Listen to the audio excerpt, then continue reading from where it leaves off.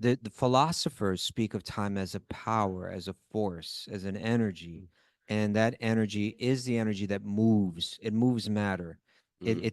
It shifts things in this world. It causes change and ultimately causes destruction. That's the force of time. You take any material structure, add some time to it, and it changes and ultimately becomes destroyed. And so that's what we're speaking of. We live in a world. We have our only memory and our only experience that we're aware of is within a world where that force is always acting. It's very difficult for us to conceive of anything outside that realm where things don't deteriorate. But not only that, and this is the really challenging part, because it would be like, okay, there's just a world where nothing falls apart. That's Yeah. interesting. But the idea, and this is a really significant idea, there's an idea, and this goes to the point where Balabhadra is writing about the pastimes being eternal, Mm. is that there's any moment in the spiritual realm, that moment doesn't deteriorate. In other words, that moment is never lost. Right. Interesting. Yeah, that's the challenging thing to grasp. Again, we're trying to understand.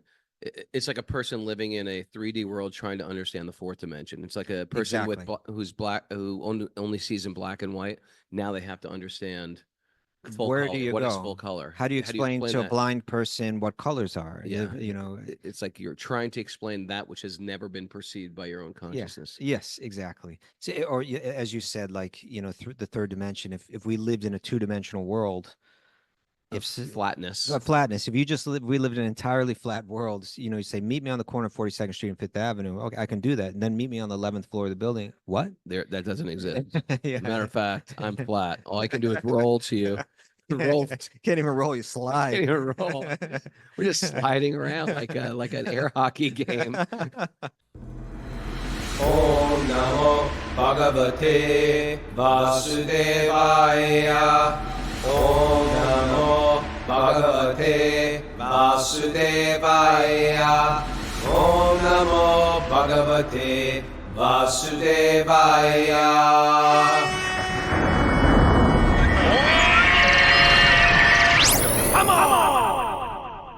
Live from beautiful Rishikesh in India, this is Wisdom of the Sages, a daily spiritual podcast with your host, Raghunath, and co-host and senior educator at the Bhakti Center in New York, Kaustubha. Welcome to the show.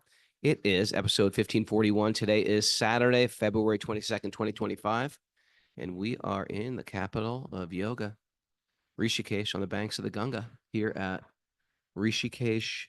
What do they call it? Bhakti Yoga MBT. Rishikesh. Well, yeah, I mean, Bhakti Yoga Rishikesh is putting on a program at this event place, but this is called the MVT. MVT. Okay. Like the one in Vrindavan. Yeah, MVT. Mayapur Vrindavan Trust. Yeah. Anyway, it's great. Looking forward to it. I'm doing a program tonight, right immediately after this, doing a program. Kaustubha's been doing classes every morning, Yeah. and it's been great. Yeah. I just hope people come to your thing tonight because there's a whole nother program going on down this. I think it's going to be packed. They Okay. say it's going to be packed. All right. I trust them. And Doyal's group is here. Doyal's group is going to come. That's true. And I know it's just like there's a lot of people in Rishikesh. People just come here. It's one of those places like if you're a spiritual searcher, you come to Rishikesh. Yeah. You get your like smoothie bowl, ashwagandha chocolate smoothie. It's like that's what Rishikesh is. And then you read a book. You read a book about maybe Herman Hesse or Sri Yukteswara or Shri- something like that. Swami Rama, many lives, many masters. Then you walk down Anyway, to the it's- Ganga. Walk down to the Ganga, say a prayer, throw a flower in. Yeah, throw a flower in. Anyway, it's a great place. It is. It changes people's life. This is one of those cities that people come and it changes them. It can really. It's got some potency. Very ancient city. Yeah. Very ancient vibes. You can. I mean, unfortunately, it's getting covered over a lot. It's breaking my heart. The place that I'm staying right across from it is like, they're just blasting horrible music, and there's 20-somethings are all hanging out like they're, like in Florida on spring break or something like that. It's like Well, it's Indian sort of kids, and like, what are you guys doing? That being said, I've met a lot of pious Indian that's there people too. come here too. Yeah. But it's almost like they're trying to turn it into like, yeah, it's like, it's a place to go and party. Yeah. Like a spring break type of place. Yeah. Oh, Rishikesh, you go there. Yeah, we go there and party, get married in Rishikesh. It's not like a city of rishis. Sooner or later, the rishis are going to fight back. Sure, the rishis are like, all right, we had enough of this, people. Get out. But I will say that it's like being Krishna conscious in the States or attempting to be. It's like the sound vibrations that come out of your mouth create the space. So whether you're a parent, a yoga teacher, or in your household, or just any space that you take up, whatever sounds you're putting out there, those are the ones that create the atmosphere. So I've known, I know very Krishna conscious people because they associate with very Krishna conscious people. Yeah. And that you could have like a crazy, a whole world of crazy going on outside the perimeters of where you're staying.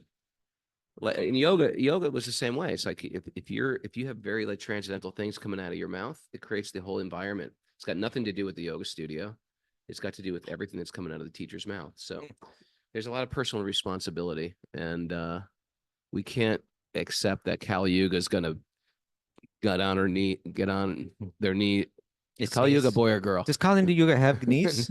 Kali Yuga, I think, has knees. So if Kali Yuga did have knees, you're not going to expect Kali Yuga to, roll over and play dead. Kali Yuga is going to fight back, and it's the holy name and the potency of transcendental sound that keeps it all at bay. You create a little snow globe around yourself. Nice. Yeah. All right. So we're off tomorrow. Oh, wait, Tomorrow? no, tomorrow. The day after Come on, tomorrow. man. Tomorrow No, you no, got no. the solo show. The next that's morning interview, we're yeah. driving to Vrindavan. I'm looking Okay. forward to it. I'm interviewing Bhakti Vigyana Maharaj. Brilliant man, genius. Welcome. We got some audience coming on in. He's a genius, and he's a very renounced sannyasi. He's a very deeply Krishna conscious gentleman. He's one of those people that, I don't know, I get intimidated by the very smart, and he's very kind. He's very kind. Very kind. But the smartness is the problem. Smartness, I just don't like. I have so much self-doubt in my own intelligence. Now, he's one of those people you don't even think of. He's on another level of genius. And he's going to speak about a book that he's recently written that has to do with the prayers of Queen Kunti as found in the first canto of the Śrīmad-Bhāgavatam. So he's a brilliantly insightful person. I look forward to that interview. He's Russian. He was one of those devotees that was in Russia before the fall of the Iron Curtain. Oh, really? I didn't realize that. Oh, yeah. Oh, yeah. What a backstory they have. All of if you were in Russia during the Iron Curtain and you decided, I'm going to go against the state and I'm going to join an underground religion that I'm going to risk my life to do, it takes a special breed of person. It does indeed. So I'd love to pick his brain about that. You should definitely ask some questions about that. It's like, okay, if you don't mind me micromanaging your interview tomorrow. All right. All right. Shall we get into the Q&A? Yeah, welcome to everybody. It's Q&A day. Thanks for joining us live, and thanks to all the people out there listening. We got Mara though, right? Oh, yeah, we got Miss Mara's here. Mara's like, she's no. flagging us off. She's got nothing. What about maybe we could mention something about Bhakti Recovery that's going on today, right? Bhakti Recovery meetings. Go to Bhakti Recovery. Go to bhaktirecoverygroup.com. Thank you. Okay. She's just outsourcing the stuff now. All right. Krishna. A great program last night. Oh man. Okay. Mara, help me. Mara, help me, please. It's on Do Not Yes, it was a great program last night. You led a great kirtan last night. People were very happy. Janeshwar, stop calling us. Thank you for. Okay. Mara, Janeshwar, see what he's trying. We have to pull this show together. Let's zip this up, guys. This is like get more professional. It's been 1,500 episodes now. We still don't have our act together. Apart. Okay, it's Q&A day, everybody. People write in their questions, and you can write. What are you doing? Yeah. This whole time? I think so. Oh, man. You were probably saying this. All right. No one's telling us. This is getting sad. Okay. Raghunath, we got to pull together. You ready? Yeah. Do we need to start this whole thing over again? Henry, give us a thumbs up. Henry, give us a thumbs up if you could hear my voice. You did. Okay. Now you can. But did you before? Did you? Okay. They say yes. All right. That's good news. Thank you. All right. It's Q&A day. People writing their questions. We try our best to give our answers according to Vedic texts. We're going to start with Balabhadra Das. Yeah. That wasn't anonymous, was it? Did I just you out somebody? No, this is not an anonymous question. Okay. Would you like me to read it? Or would you? You can read it. Okay. I'm a little blind. He writes, please accept my humble basis. I have been a long-term admirer of science fiction movies that discuss the repercussions of time travel. Can you think of any? I think of a bunch of Star Trek episodes. Okay. I could think of what was that one? You know. You know, with the Michael J. Fox. Oh, yeah, Return to the Future or something like Yeah, Back to the Future. Back to the Future. Okay. Um, he says in the Bhagavad-gītā, 11th chapter, Krishna says, "Time I am, time I am." Time I am. Kaloshmi Lokshaya Preet Pravidho. Time I am the destroyer. He just The great destroyer, and I've come to Kalos- destroy all people. Time I am. I've come to destroy all people. I don't know if that's exactly how he phrases it. That's what he says. Okay, all right. Look it up, Mara. So we understand that the time factor is actually Krishna. I also understand that in the spiritual world, the time is only noticeable by its absence. So That's a crazy statement, isn't it? It's only noticeable by its absence. What does that conspicuous, mean? conspicuous by its absence. I think it's kind of a poetic way. I can't even conceive of a place without time. Well, that's going to get to the heart of this question. So Yeah. let's just hang on to that. Okay.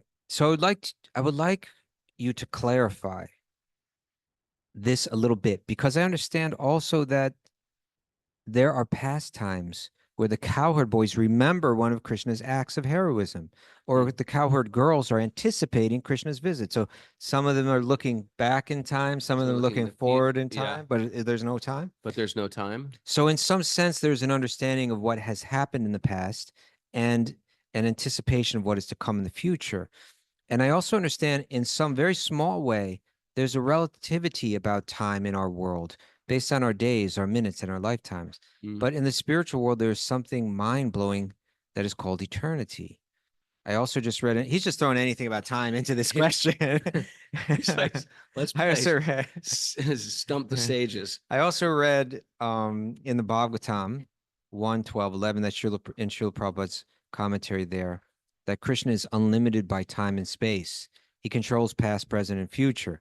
Finally, Keshava Swami has said that the more you don't waste time, the more time manifests for you or opens up for you. But Krishna doesn't want to open more time for you if you're going to waste it. I would love any more depth of understanding you can provide on how all these things work together. Thank you for your time. I wonder if that was intentional. Thank you for your time. Just really trying to throw the kitchen sink. That was the last one. We just froze up on that one. Thank you for your time and kind consideration of this. Okay, Raghunath, it's a broad question. To explain the unexplainable. Inexplicable. Yeah. You know, in one sense. Well, you want to start? I could start as you like. You talk. I don't even know what to say to this, truthfully. Well, as long as you're going to stay here with me, you're going to be here with me. Oh, you're yeah. Just checking out. Right next to you. Okay. Where are you going? Go ahead. So, one thing that I really appreciate about the philosophy of Bhakti Yoga, or the philosophy of Bhagavad-gītā and Śrīmad-Bhāgavatam, is that it's not so vague. Some of these Eastern philosophers, right out of the gate, they come out saying it's all impossible to understand. Yeah. Yeah. Or like for instance, some Vedantins, they'll say that this world, they'll say that it's unreal. And then they'll say, well, it's not exactly unreal. It's kind of real too. And then they'll say it's inexplicable. Well, you're coming right out of the gate and talking about the very world that we're in and looking at and engaging with and saying that it's totally inexplicable. I don't appreciate that. What I've found in the Bhakti Vedanta is that it's got answers for everything. It's just very detailed. You can try to exhaust it and it's going to give you solid, clear, down to earth answers for these really deep questions in life. But it will say that there will be certain truths that from a materialistic perspective or from our very deeply conditioned perspective will be very difficult to grasp. And I think if there's one, it probably has to do with time. Sure. Right? Because we're living in a world where time dominates this world. The force, and now we should be clear, when we use the term time here in this context, we're not talking about the measurements of seconds and minutes and days and hours and so on. The philosophers speak of time as a power, as a force, as an energy. And that energy is the energy that moves. It moves matter. It shifts things in this world. It causes change and ultimately causes destruction. That's the force of time. You take any material structure, add some time to it, and it changes and ultimately becomes destroyed. And so that's what we're speaking of. We live in a world. We have our only memory and our only experience that we're aware of is within a world where that force is always acting. it's very difficult for us to conceive of anything outside that realm where things don't deteriorate. But not only that, and this is the really challenging part, because it would be like, okay, there's just a world where nothing falls apart. That's Yeah. interesting. But the idea, and this is a really significant idea, there's an idea, and this goes to the point where Balabhadra is writing about the pastimes being eternal, is that there's any moment in the spiritual realm, that moment doesn't deteriorate. In other words, that moment is never lost. Right. Interesting. Yeah, that's the challenging thing to grasp. Again, we're trying to understand. It's like a person living in a 3D world trying to understand the fourth dimension. It's like a person with Exactly. who's black, who only sees in black and white. Now they have to understand full Where do color. you What is go? full color? How do you explain to a that? blind person what colors are? Yeah, You know, it's like you're trying to explain that which has never been perceived by your own consciousness. yes, exactly. So, or as you said, like, through the third dimension, if we lived in a two-dimensional world, Of flatness. flatness, if you just we lived in an entirely flat world, you say, meet me on the corner of 42nd Street and Fifth Avenue. Okay, I can do that. And then meet me on the 11th floor of the building. What? There, that doesn't exist. Yeah. Matter of fact, I'm flat. All I can do is roll to you.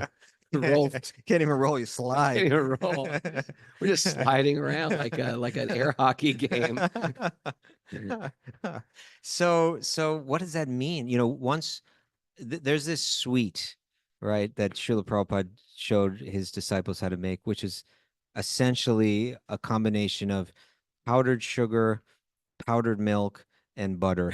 And you mix that Some in, of the three most delicious things out you there. combine those three in the right combination, and you got a lovely texture. Yeah. You can flavor it with a little in different ways.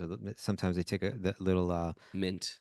mint. I was thinking of like a little orange peel peel? essence, Yeah, or that's a good something one. like that. And you take that thing and it just kind of, I don't want to say crumbles, but it breaks down and kind of melts in a beautiful Yeah. way. Yeah. And when one of Prabhupada's early disciples tasted it, they said, Prabhupada, this is simply wonderful, and it got that name. Everyone Everyone gave started it that calling name, it the the Simply Simply Wonderfuls. Wonderfuls. Yeah. So once someone asked, one of these disciples asked Srila Prabhupada, what is it like to experience eating a Simply Wonderful in the spiritual world? Right? Not in the material realm in which we're living, but what's beyond it in the spiritual realm where time doesn't exist. And Srila Prabhupada said, Does not give you diabetes. he didn't say that. Okay. He said, it's like tasting one bite is like it lasts forever. You taste, in other words, there's not, here we experience something and then it's gone. We even an experience, it's here and it's immediately gone. In the spiritual realm, it's not. That's very difficult for us to conceive. Sure. Now, sometimes we use analogies to try to help us understand something. Those analogies are going to be limited. But the one that Prabhupada used commonly for this was the rising of the sun. That we see the sun and it's here and it's there, and now it's over on the other horizon and now it's gone. But And it never was gone. But it's never gone. The It's sun is actually still always there. gone. It's still noon. Yeah, It's still noon somewhere. it is. Right. And another analogy can be used as, like, say, a spinning wheel with spokes. An endless summer. Oh, let me work with the one with the spokes first, if you don't mind. So if you had a wheel and it's spinning and it's got its spokes, in one sense, the spokes, it's constantly moving. So there is this. Let's go back to this question. If you experience something eternally in the spiritual world, then how can there be a sequence of events? Sure. How can you remember what Krishna did, or how can you move from left to right? But it's one analogy uses, like, if you have a spinning wheel, there's spokes in that wheel and they're always in place, although they're always moving. So these are analogies that are used to try to help us understand it, but they're really not going to stretch the whole way. And I brought an example of the way that a true guru, someone with a depth and understanding of this, would explain it to someone who's trying to understand it. And that's from the book Jaiva Dharma. All right.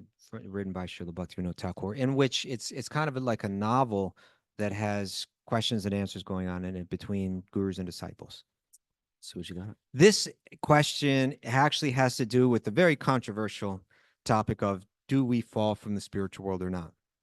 And it's such an important answer because people debate about this, and they debate about it with such conviction because they say, well, here's the logical understanding. And what the Acharyas is saying is, you can't penetrate in this with mere logic. And so, but I feel it applies perfectly to this question as well. Ready? Here it is from Jiva Dharma. The function. So this is the guru speaking to the disciple. Okay. The functions of creation, formation, and falling. In this case, falling into this from the spiritual realm. You see, because if everything exists eternally in the spiritual world, how do you How do you fall? You can't fall if you're eternal. Well, and when did you fall? Can't tell you. You can only you can only say it from one side of the fence, but you can't even say it from the other side of the fence. And that's why it's a very subtle question. Okay, so the functions of creation, formation, and falling take place under the influence of material time, and they are used to describe the jiva after he is bound in this material world. However, though the jiva is infinitesimal, even though the soul is infinitesimal, he is eternal. He is an eternal spiritual entity, and his fundamental constitution existed before he entered this material world. Since past and future do not exist in the spiritual world, right? Whatever occurs within that spiritual time frame is eternally present. Therefore, in reality, the jiva and his constitutional function are both ever present and eternal. So he's saying, you can look at this question on different sides of this fence, and you can't apply the same logic on both sides of the fence. Then he continues, and this is the real important part, and maybe the most relevant part for Balabhadra Prabhu. He says, I have explained all this to you in words, but you can only understand their true meaning to the extent that you have realized and experienced the unalloyed spiritual realm. I have just given you a glimpse. You should try to realize the meaning of what I have said through chit samadhi, through spiritual meditation. You will not be able to understand these topics through mundane logic or by debate.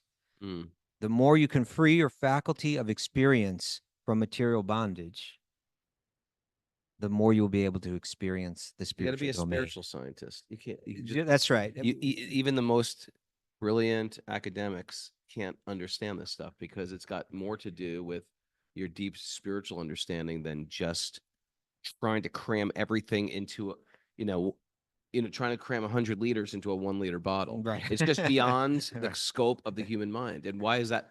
Why is that so hard to understand that we might not be able to figure everything out? Yeah, there's some truths that are going to take time to penetrate into, and this is the one. So again, one thing I really appreciate about Bhakti philosophy is that it's not coming out of the gate saying this is inconceivable. It's giving you so many of the answers of life, and even here it's giving an answer, but it's saying, but certain things for you to really understand, you're going to have to go deeper.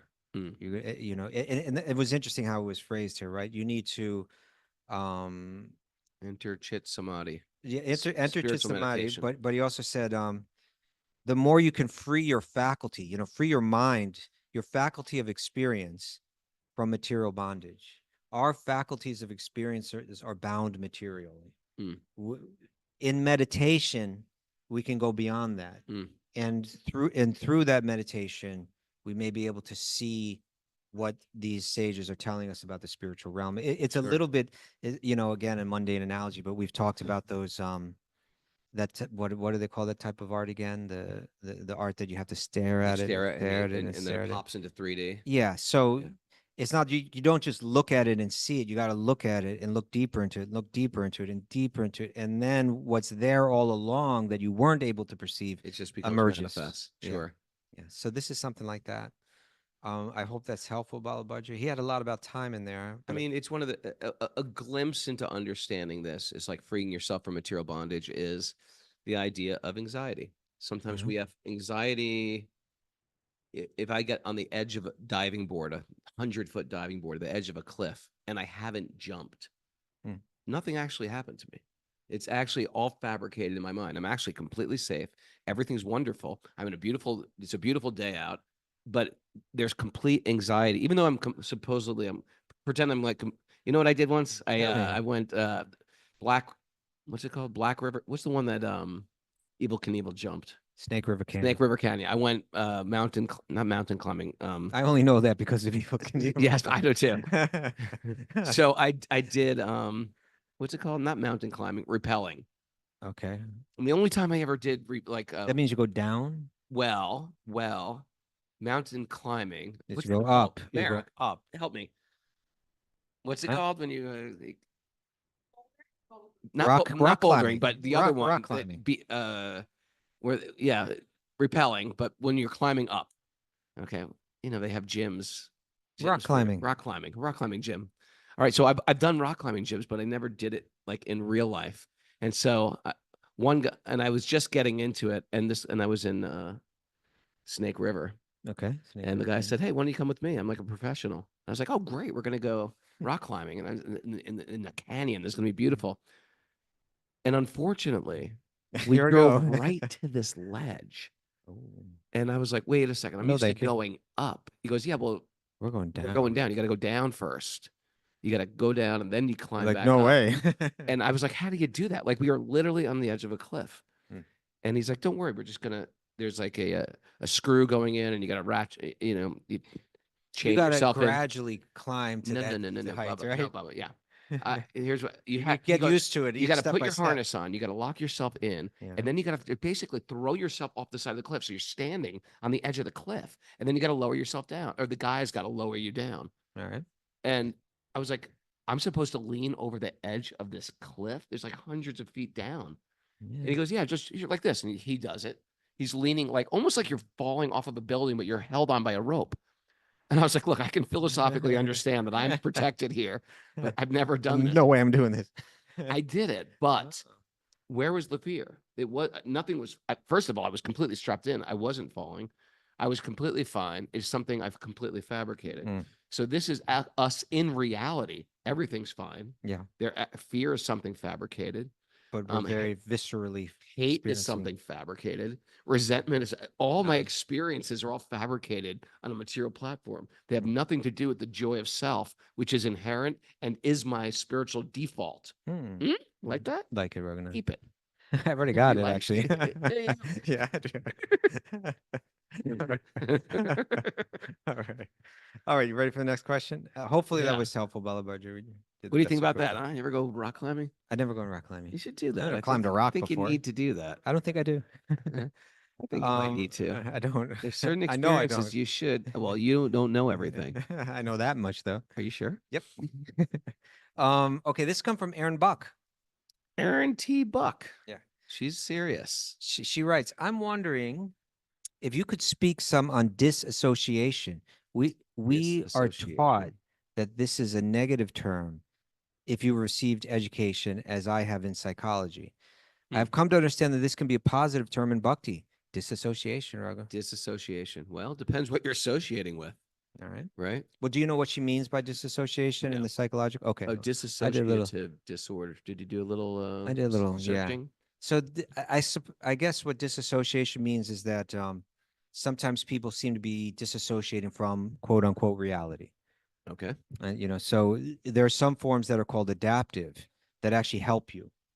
Okay. Like sometimes you just need to step back a little bit from the circumstance, disassociate with it. Okay. And even though it is reality, to disassociate with a little bit, give you a little breathing room and allow you to adapt.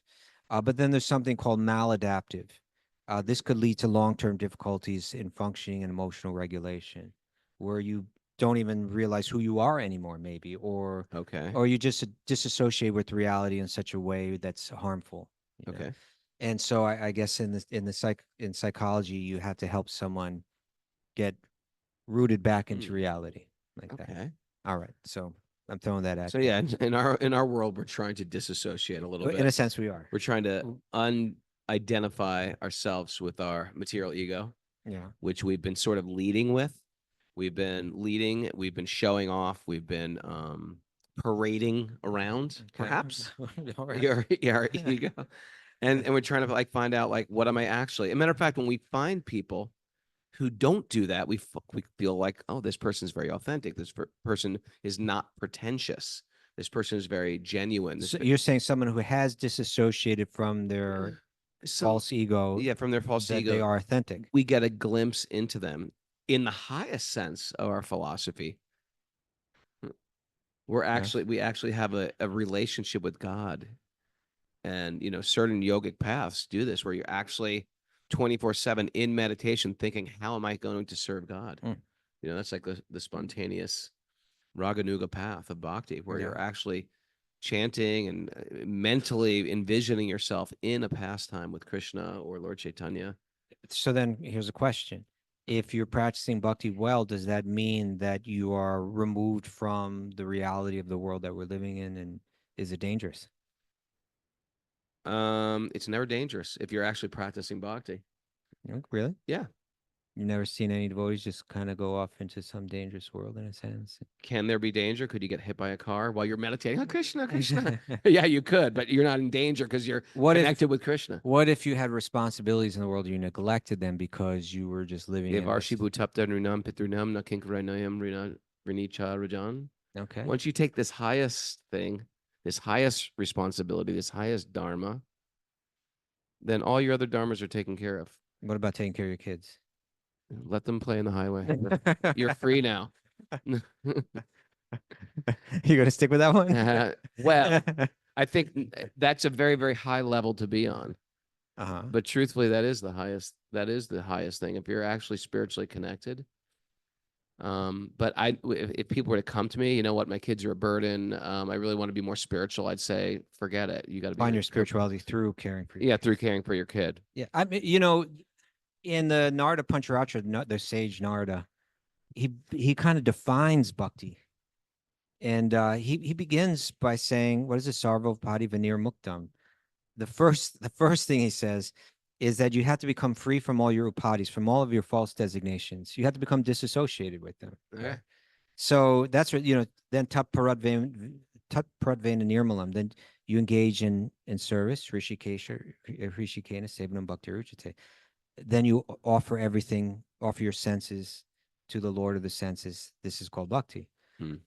So it begins with a sense of disassociation with what we would identify as a false identity.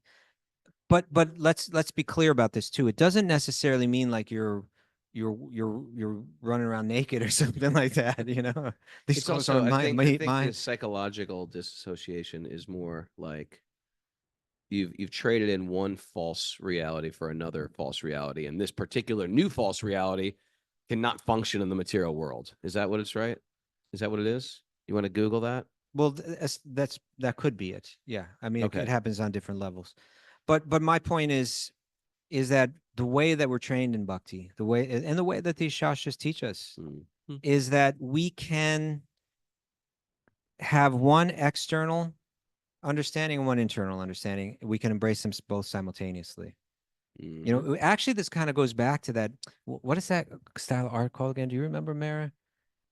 Stereo optic. It may be called stereo optic art. And it's an interesting thing about that type of art is that you can't see it with one eye. It requires this dual perspective. What perspective are you focusing on right now? We're like doing this in a restaurant today. So like people are walking in. I'm looking. You're looking at the food. When's that waiter coming back?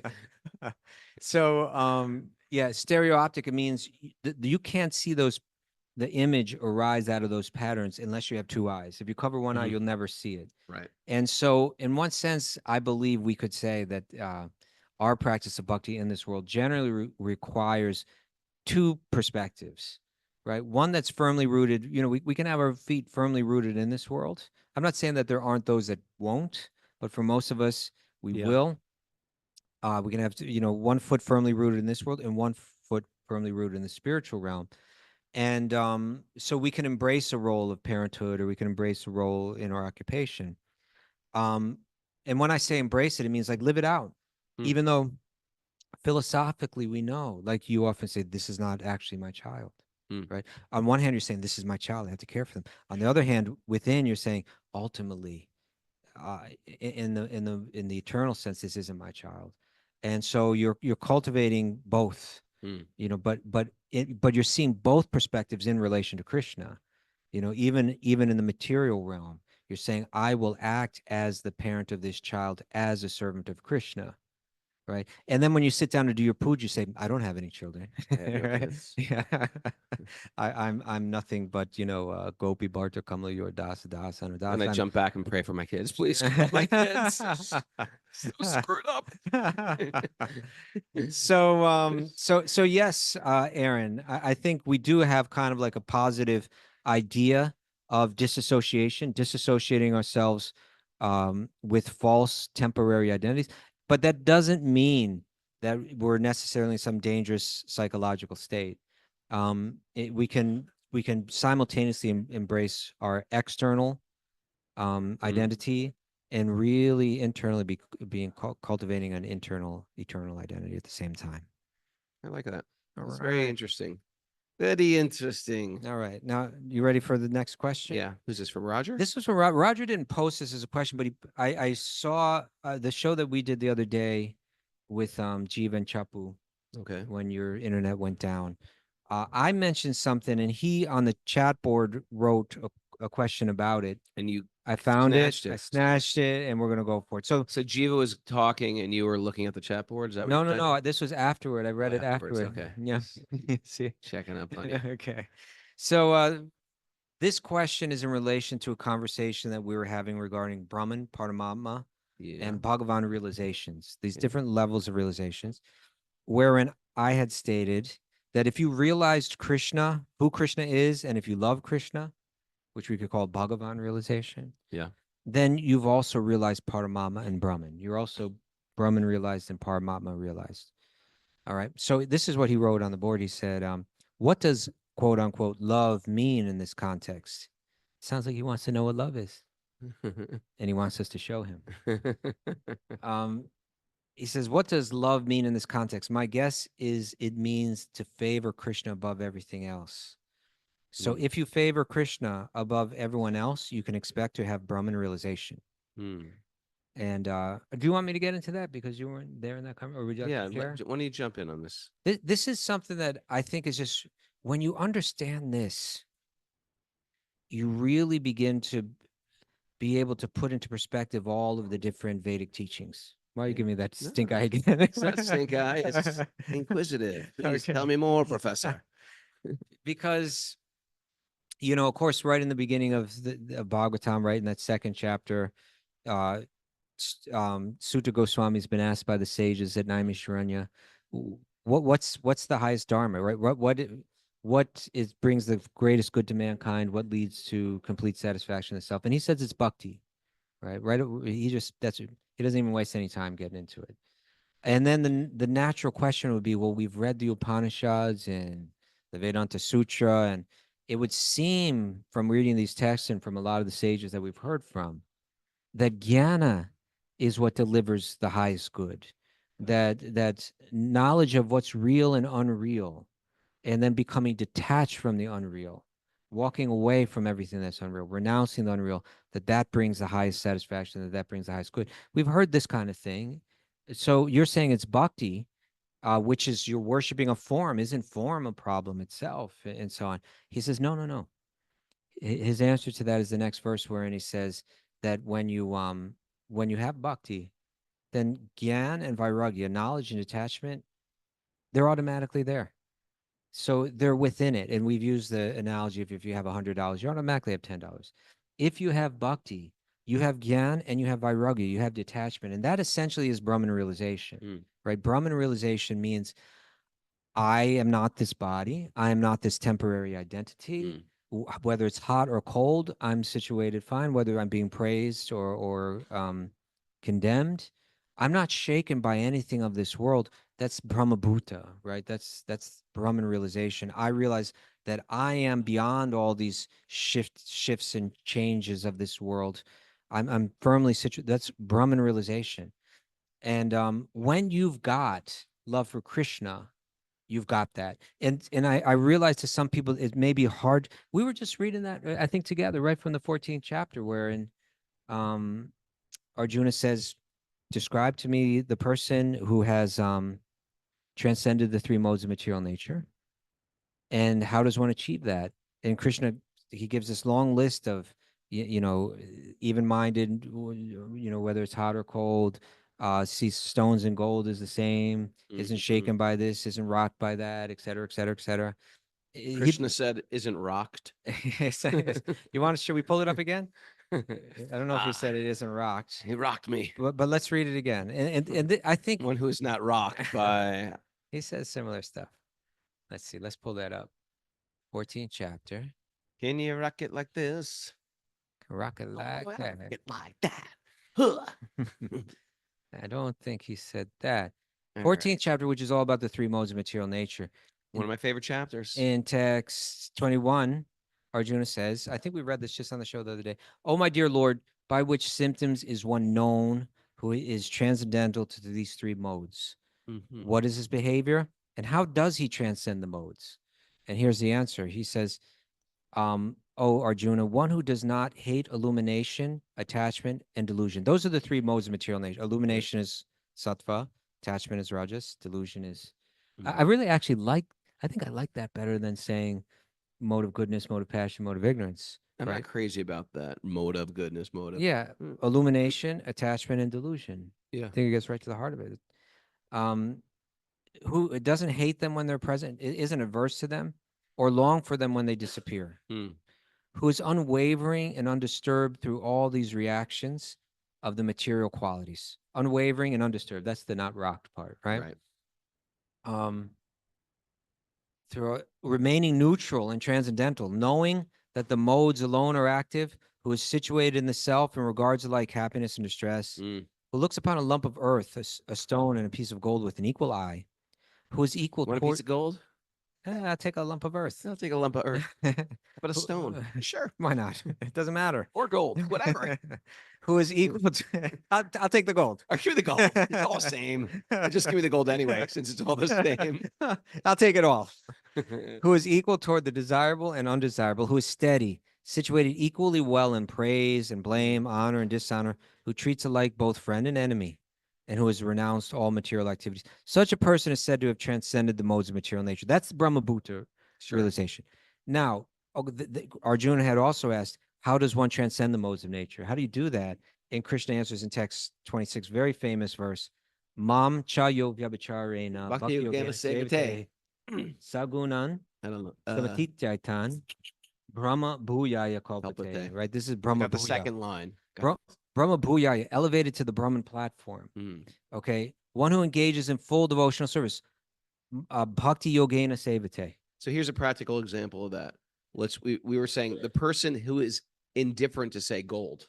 In Bhakti Yoga, we'll say we're not indifferent to it. We'll actually take the gold. Out of those three, we're going to take the gold. But it's we're not gonna- for me. But it's not for me. It's not mine. I'm So- detached from it. because I'm what offering it. happens if Yeah. it's mine? When I think it's mine, I get attached to it. I get entangled in it. I'm fear of losing it. I'm hoping I can invest and make more. I hope I can save it. I hope people think I'm cool for having it. Do you have Or- gold? Have you invested in gold? Right? Tell the truth. I have some gold. I'm a coin collector also, man. So if he did offer me that, No, but that's more like your survivalist kind of thing. That's where that's coming from. slightly a Little bit. survival I got some gold. Yeah. What if I give you some earth for it? Lump of earth. A good lump. I just got to use it in Krishna's service. Okay. All right. Here's the deal. So Yeah. if you see this is Krishna's, then you're not entangled. Once you think it is mine, Right. in the analogy that Prabhupada uses, which was like an incredible analogy, the teller of a bank. Yeah. The teller of a bank is handling maybe millions of dollars go through the hand of the teller. Mhm. But they never claim that's mine. Yeah, it's Once right in they their hand. claim, even if they claim $1 is theirs, It's wrong. they're a criminal. Right. And so to the degree we involve ourselves in criminal behavior of this world, we suffer the matrix of the material world. Like you get attached, you go through this feeling of I'm going to lose it. I want to make more of it. I think it gives me worth. That's the illusion. So in Bhakti, we say, okay, you can be in this world. You just can't be of this world, where the Jnani has to actually remove themselves from this world. Punch it in. You like that? I like it. Keep it. Okay. Pretend it's yours. Okay. Now back to this verse, right?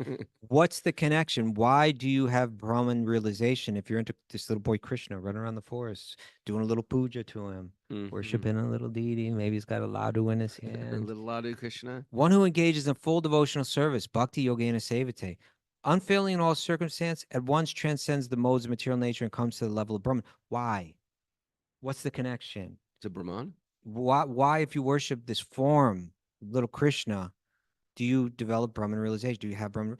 Why? Because Krishna says in the next verse, Brahmano hi pratishtaham, because I am the source basis. I'm Yeah. the basis of this Brahman I'm realization. it's the Brahman energy is Krishna's energy. When you love Krishna, when you actually love him, you don't want anything of this material world. That's Brahmabhuta level, right?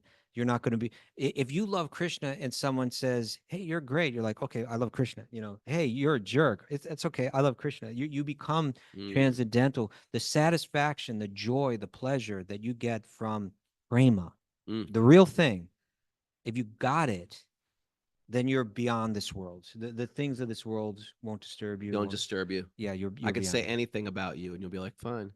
Like, I don't like your Go ahead, glasses. try. I don't like your glasses. Try. I don't like your glasses. Next You should get step, new take you up should it get one new level. frames. Now take it You up get one new level. frames. I don't like your sweater either. Okay, now take it. Bring it to my physicality. Why Your don't you go ears ahead? are your Thank ears you. are not even. I've been looking at your ears. One ear's higher than the other. That was enough. I can't take it anymore. I was sent by the Lord to assist you to evolve. Okay, so that's so this is real important. When you Brahman realization means I'm beyond the changes of this world. I don't identify with the changing identities of this world, etc. Paramatma realization means I understand still more than that. I understand that behind this world, behind the workings of this world, there is a divine intelligence, a divine there's a divine intelligence that's making it all, that's coordinating it all, that's coordinating all the movements, and that's penetrating it all, right? Every atom, right? Within the heart of every living being, aware, spreading its awareness of all. That's still more. If you understand that, you've got Brahmabhuta as well. Otherwise, you don't understand that. And then, but if you understand Krishna, the person from which the Paramatma comes, you got Brahman and Paramatma realization within it. So the Venn diagram, it would be like the Brahman realization would be inside the Bhakti circle and also inside the Paramatma circle. Both circles would be completely within the Bhakti circle. If you got love for Krishna, you've got Brahman realization. So that was the idea there, right? Got time for another? Let's see what time is Maybe it? one more. It's 5:19. Okay, one last question. This one's coming from David Hankel. David Hankel. Okay. He writes, first, let me offer my respects and admiration to the whole What's crew.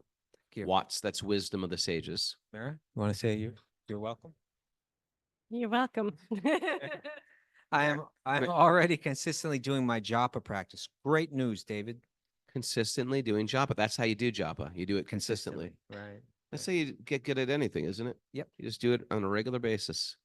Okay. And he says, but I have a question regarding the pronunciation of the mantra. Oh, no. Huh.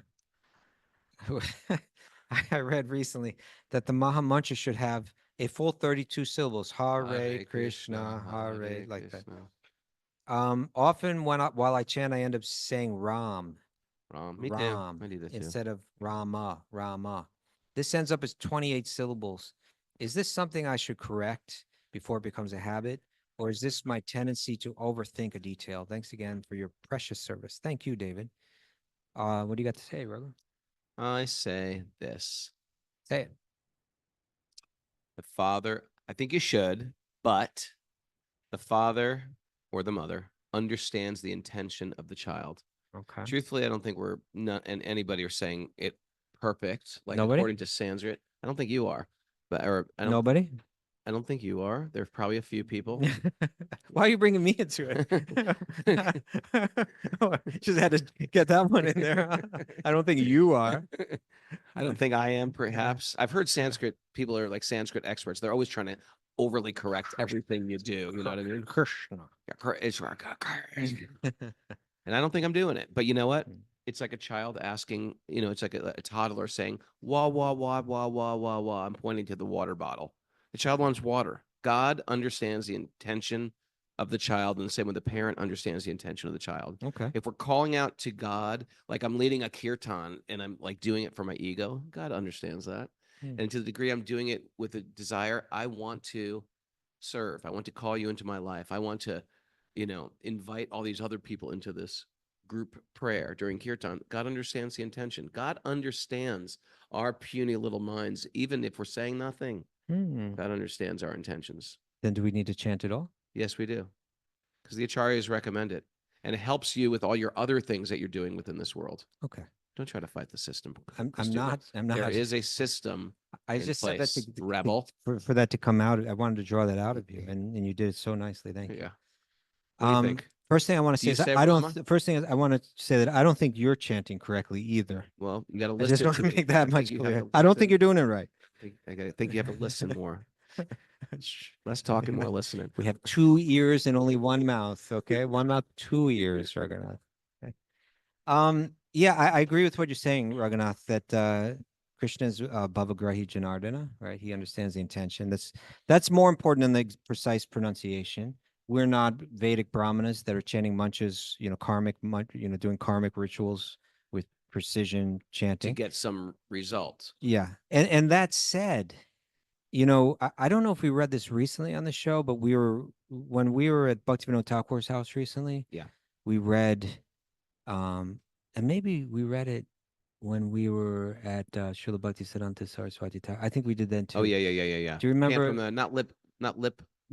It's not lip deep, but heart deep. Not lip deep, but heart deep. He describes that the mantra is a spiritual sound. It descends from the spiritual realm. It enters through the ears into the heart of the chanter, and then it rises from the heart through the lips of the, through the mouth of the chanter.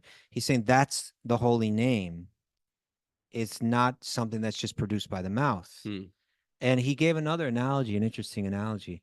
He said that the syllables, the 32 syllables that we're talking about here, the syllables of the mantra are not the holy name exactly. Interesting, huh? Yeah, he said, and the analogy that he used is like a capsule, like like you take a pill, Like a pill capsule, and you could put cyanide in it, or you could put an medicine, ashwagandha. Ashwagandha in it. Hmm? Yeah, so he. Second time I mentioned ashwagandha on the show today. Well You notice done, that? well done. You're in Rishikesh. It's all coming out. So he's saying that the syllables themselves are kind of like the capsule, but what's invested in the syllables is what's really important. So even if you are pronouncing it exactly right, you still may not be chanting the holy name. There you go. You may be pronouncing it wrong and be chanting the holy So name. Sanskrit scholars, put that in your pipe and smoke it. Okay. But all that being said, we should try to chant the mantra correctly. We should try to chant all 32 syllables. Yeah, you should. You should do that. Yeah. I can help Alright. you. I can coach you. I don't think you're doing it right I now. can coach you. I don't think you're doing it. I was chanting the other day, Mara, and Kaustubha was like, "You're missing a vowel. You're missing a word." Was I? I was like, Yeah, well, you're That's missing like- a whole word. That's off. That's wrong. "It's like, don't you hate? Like, sometimes I'm Don't you hate it when someone helps you like No. that? When you take this most No. precious activity that you're doing with your It's life like, and it's they like help you do it sometimes, better? like, I'm doing push-ups and someone will go by and go, "Oh, it's not a real push-up." It's like, leave me alone. You're doing nothing. It's I'm doing nothing. not you, but you. You're doing nothing. Don't you know who I am? Krishna that's loves my it. chanting. Did we end it? We're ending it. Oh, okay. Thanks for joining us, everybody. It's kirtan time here at the MBT. Here at the kirtan. Yeah. Looking forward to that. Kaustubha, are you going to stay for kirtan? No, You I gotta gotta make go- up some excuse and go somewhere. I got to go work the Wisdom of the See? Wisdom of the Sages booth at the. There's at the no kirtan booth. thing. You fabricated that. No, there's a There booth. is no booth. There's a booth. It's there now. I was there. There was Yeah, a booth. it wasn't there when you were there, but it's there now. You're making yet another excuse not to come to my kirtan. You haven't read my book. The last time. You haven't read my book. I have haven't you? brought this up, Raghunath. a question. I haven't brought this up. But one of the last kirtans of yours I was in, you told me to stop dancing. You're like, get out of here. I was like, what? What are you talking about? Oh, don't go and play it like that now. Don't. I was dancing. I was dancing happily. Matt. I was dancing happily, encouraging others in your kirtan. You're like, get out of All here. right, let me. What was with that? What was with that? Look at that evil, that guilty laugh. what happened. Guilty No. laugh. I was so happy to see him dance. But then why are you like, get out of Okay, here? It was Kaustubha's It was on my birthday of all days. Stop dancing happily to the kirtan. What was that all about? Let me share my point of view. Here we are in front of Radha Madhava and all the gopis, and we had a special time slot to dance. It's a massive temple room, the size of a football field. Yeah. We have a little spot. We're all sitting together. Little spot? No, And it's a then- big and- spot. Whatever. Well, a little spot where we're all crammed together in this rope, and Kaustubha's inspired, so he gets up and dance. Where does he dance? dances right in front of us. I was going So back no and one forth. could see the deities. Nobody could see the deities? No one could see the deities. We're moving back and forth. What was that? Did I expand my form? Yeah, I you had that your like 30 hands up people high. couldn't see the largest altar in ISKCON. Well, okay, I like to see the altar, your body, up close. Just like if I put my hand right in front of your face. And to the degree as you move it back, you can see more and more and more. You're standing right in front of us. And I could only see, I could see Krishna and those half of the gopis. I couldn't see Radha and the other half. So finally, you're in your transcendental bliss, and I'm just like, move it. It was so off. It was so wrong. I was not doing it for me. I was doing it for all the other people who couldn't Right, see the deities. Right. Everybody was like, I just wish Kaustubha would stop dancing. I wish you would dance. I just want you to dance a little to the right. Oh man, it was cold. Still hurt. People, it was cold. And On on my my birthday, it was one of those days like, I got to take out the garbage on my birthday. I got to do my homework on my birthday. I got to clear the table on my birthday. I just wanted to dance in the kirtan. All You right. could have danced. It might be. It was just like, get out of here. I'm sorry. The way I you did it apologize. was really. Dude, Do ya? forgive me. I didn't realize you were carrying that with you, like a burden, like a monkey on your back. Now he's blaming me. You see that? See that? I apologize. Fully? I'm sorry. Fully? I made Did it. you make me part of the problem? I was the problem. Well, I did, but now I'm going to accept. Now I'm just going to put my responsibility. My responsibility is, you know what? You were happy in your joy and you were dancing. I could see you were joyous. I shouldn't have corrected you in front of the deities. That's an offense. No, that's all I need. That's an offense. I should have just let you dance. You're having a great time. It was your birthday, a special day, and I'm really sorry. Even if it wasn't my. And I'm not going to do things like that again. I'm sorry. I'm blocking your view of the I just couldn't see half of it. There. Okay. Now. I'm sorry that Oh, I'm glad you that- shared that that. my I'm glad you shared normal size sweater that. Your bulbous like head. was stuck around your fat bulbous head. It's a Seinfeld reference. Thank you, everybody. Beautiful Bye-bye, day everybody. for a beautiful day. Let the magic Safe to continue to flow. And a maha Haribo. Yeah. Just here. Oh, Bye-bye. Snooky.